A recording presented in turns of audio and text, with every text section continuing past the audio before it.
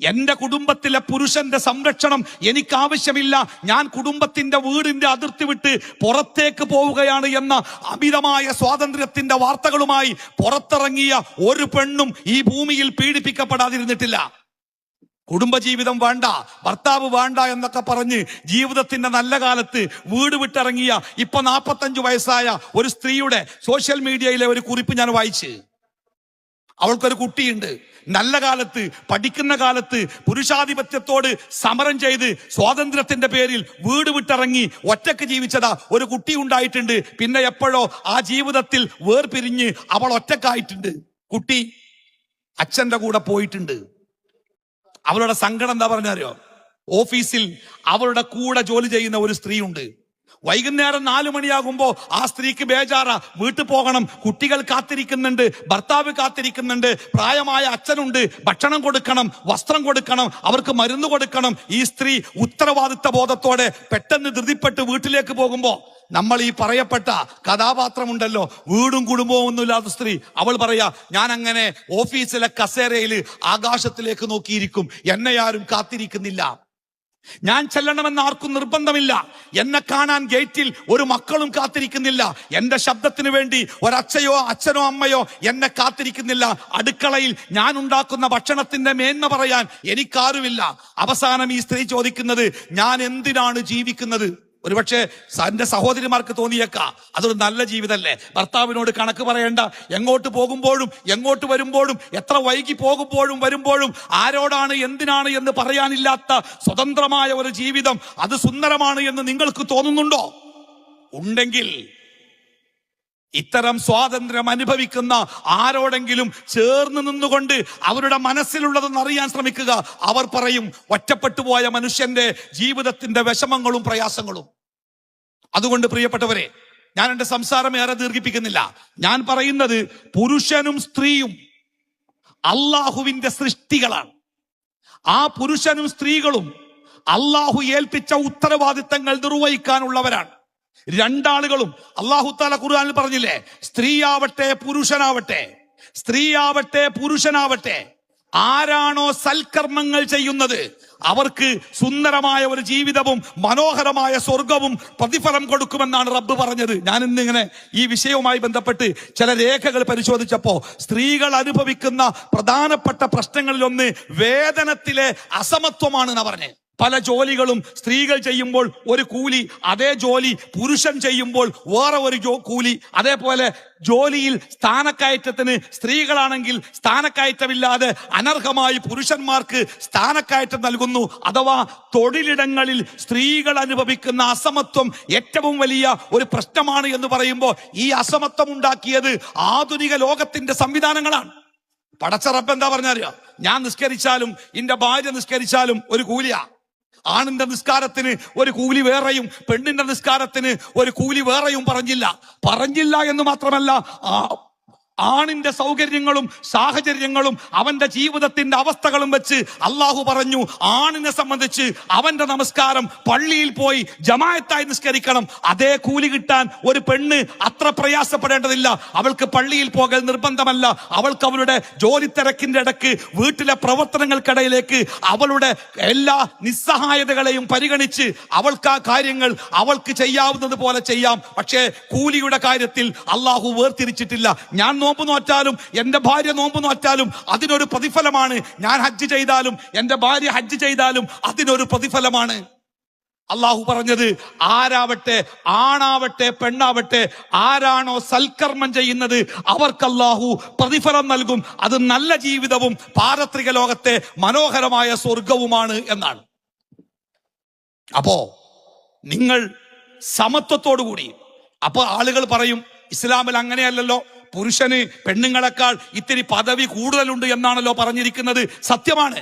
എന്തുകൊണ്ടാണ് ആ പദവി പുരുഷന് ഏറെ കൊടുത്തത് എന്ന് മനസ്സിലാക്കുമ്പോഴാണ് സ്ത്രീകളോട് അള്ളാഹു കാണിച്ച കാരുണ്യത്തിന്റെ വലിപ്പം നമുക്ക് മനസ്സിലാവുക. ഒരു സ്ത്രീയും പുരുഷനും കൂടി ചേർന്ന് ഒരു കുടുംബ സംവിധാനം രൂപപ്പെടുമ്പോൾ പുരുഷൻ സ്ത്രീകളെക്കാൾ ഒരുപടി മേലെയാണ് എന്ന് പറഞ്ഞെടുത്ത് അതിന്റെ കാരണം റബ്ബ് പറയുന്നുണ്ട്. ആ കുടുംബത്തിനാവശ്യമായ സംരക്ഷണവും ആ കുടുംബത്തിനാവശ്യമായ ഉപജീവനവും നൽകേണ്ടത് ആ പുരുഷന്റെ ബാധ്യതയാണ്. ആ ബാധ്യത ഒരു പുരുഷൻ നിർവഹിക്കണമെങ്കിൽ തീർച്ചയായിട്ടും അവന് ഒരിത്തിരി സ്ഥാനം കൂടുതൽ വേണം. അവന്റെ കൽപ്പനകൾ പരിഗണിക്കപ്പെടുന്ന, അവന്റെ ഉത്തരവുകൾ അനുസരിക്കപ്പെടുന്ന, അവന്റെ നിയന്ത്രണത്തിൽ ആ കുടുംബം ഒരുമിച്ച് കൂടാൻ പറ്റുമ്പോഴേ ആ കുടുംബത്തെ ഒരു പുരുഷന് സമാധാനത്തിന്റെ വഴിയിലേക്ക് നയിക്കാൻ പറ്റൂ.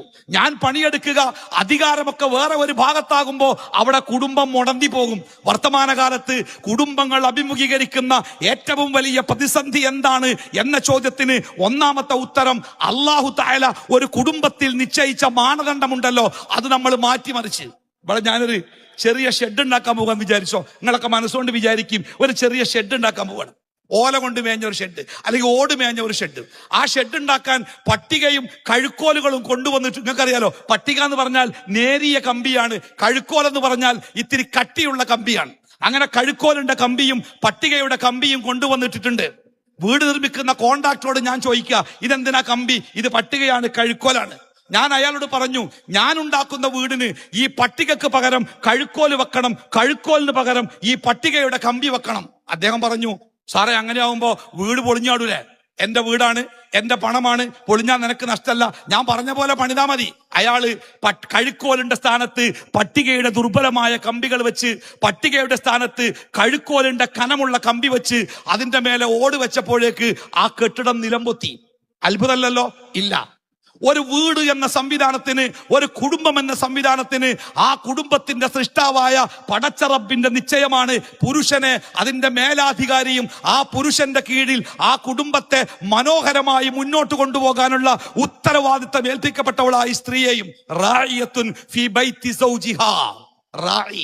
റായിയൽ ഗനം, നിങ്ങൾ കേട്ടില്ലേ? ആടിനെ മേക്കുന്നവന്നാ. ഒരാട്ടിടയൻ രാവിലെ യജമാനന്റെ ആടുകളുമായി വീട്ടിൽ നിന്നിറങ്ങിയാൽ ആടുകളെ വെള്ളവും പുല്ലും കൊടുത്ത് തണൽ നൽകി വൈകുന്നേരം വരെ പോറ്റി ആ ചെന്നായയും കുറുക്കനും പുലിയും പിടിക്കാതെ അവയെ സുരക്ഷിതമായി അവയുടെ ലാവണങ്ങളിലേക്ക് എത്തിക്കുന്ന സുരക്ഷിതമായ ദൗത്യം നിർവഹിക്കുന്നവനാണ് ഒരിടയൻ. ഒരു കുടുംബത്തിന്റെ ഇടയനാണ് ഒരു സ്ത്രീ എന്ന് പഠിപ്പിക്കപ്പെടുമ്പോൾ ആ സ്ത്രീയെ ഏൽപ്പിച്ചിരിക്കുന്ന മനോഹരമായ ഉത്തരവാദിത്വം, ആ മനോഹരമായ ഉത്തരവാദിത്വം നിർവഹിക്കുമ്പോൾ അത് നിർവഹിക്കാൻ ആവശ്യമായ സമ്പത്തും, അത് നിർവഹിക്കാൻ ആവശ്യമായ സുരക്ഷിതത്വവും, അത് നിർവഹിക്കുവാൻ ആവശ്യമായ ബാധ്യതകളും അവളുടെ തലയിൽ തന്നെ അടിച്ചേൽപ്പിക്കപ്പെട്ടാൽ അവൾ തളർന്നു പോകും. അവൾ നോക്കൂ, ഒരു ഉമ്മ പറയാ, വീട്ടിൽ പോകണം, വീട്ടിൽ പോയിട്ട് ഭക്ഷണം ഉണ്ടാക്കണം, ഒരുപാട് പണികളുണ്ട്, ഇതൊക്കെ ഉണ്ടാക്കാനുള്ള വക കൂടി ഈ ഉമ്മ തന്നെ പണം കൊടുത്ത് വാങ്ങേണ്ട അവസ്ഥ വരുമ്പോ ആ അടുക്കളയുടെ ദുരവസ്ഥകൾ ആലോചിച്ച് നോക്കൂ. അതുകൊണ്ട് വീട്ടിൽ, സമൂഹത്തിൽ പുരുഷനുള്ള സ്ഥാനം പുരുഷനും സ്ത്രീകൾക്കുള്ള സ്ഥാനം സ്ത്രീകളും ഏറ്റെടുത്ത് പരസ്പരം സൗഹാർദ്ദത്തോടെ, ഒരുമയോടെ, ഐക്യത്തോടെ പരസ്പരം മനസ്സിലാക്കി മുന്നോട്ട് പോകുമ്പോഴാണ് സമാധാനത്തിന്റെ ഒരു സാമൂഹ്യാവസ്ഥ കെട്ടിപ്പടുക്കാൻ നമുക്ക് സാധിക്കുക. അല്ലാതെ പുരുഷനെയും സ്ത്രീയെയും പരസ്പരം ശത്രുക്കളാക്കി തമ്മിലടിപ്പിച്ച് അവരെ ചോര കുടിച്ച് വലിച്ചെറിയപ്പെടുന്ന സ്ത്രീകളെ കരിമ്പ് പോലെ ഊറ്റിയെടുത്ത് അവസാനം ചണ്ടി പോലെ വലിച്ചെറിയുന്ന ആധുനിക സ്ത്രീപക്ഷവാദികൾ സമൂഹത്തിനുണ്ടാക്കുന്ന വേദനയും ദുരന്തവും എത്ര വലുതാണെന്ന് എന്റെ പ്രിയപ്പെട്ടവർ തിരിച്ചറിയണം. ജാമിയ നദിവയുടെ ഇന്നത്തെ ഈ സ്ത്രീ സമ്മേളനത്തിന്റെ ഉദ്ഘാടനം നിർവഹിക്കേണ്ട നമ്മുടെ വിശിഷ്ടാതിഥി നമ്മുടെ സദസ്സിലെത്തിയിട്ടുണ്ട്. സമയത്തിന്റെ വലിയ കുറവുണ്ട്. അവസാനിപ്പിക്കും മുമ്പ് ഒരൊറ്റ വാക്ക്, എന്തേപ്പോ ഷാക്കിർ മൗലവി ഇന്ന് സംസാരിച്ചിട്ട് എന്തേ പറഞ്ഞത് എന്ന ചോദ്യത്തിന് എന്റെ ഉത്തരം അറിവാണ് പരിഹാരം. ആരാണ് സ്ത്രീ, ആരാണ് പുരുഷൻ, എന്താണ് ഒരു കുടുംബം, ആ കുടുംബത്തിന് ഇസ്ലാം നൽകുന്ന നിർവചനം എന്താണ്, അതറിഞ്ഞാൽ, അത് പഠിച്ചാൽ നിങ്ങൾ അനുഭവിക്കുന്നുണ്ടെങ്കിൽ നിങ്ങൾ അനുഭവിക്കുന്ന ഏതേത് പ്രശ്നങ്ങൾക്കും അവിടെ പരിഹാരമുണ്ട് എന്ന് ബോധ്യപ്പെടുത്തി ഞാൻ അവസാനിപ്പിക്കുന്നു. വസല്ലല്ലാഹു അലാ മുഹമ്മദിൻ വഅലാ ആലിഹി വസഹ്ബിഹി അജ്മഈൻ. അൽഹംദുലില്ലാഹി റബ്ബിൽ ആലമീൻ. അസ്സലാമു അലൈക്കും വറഹ്മത്തുള്ളാഹി വബറകാതുഹു.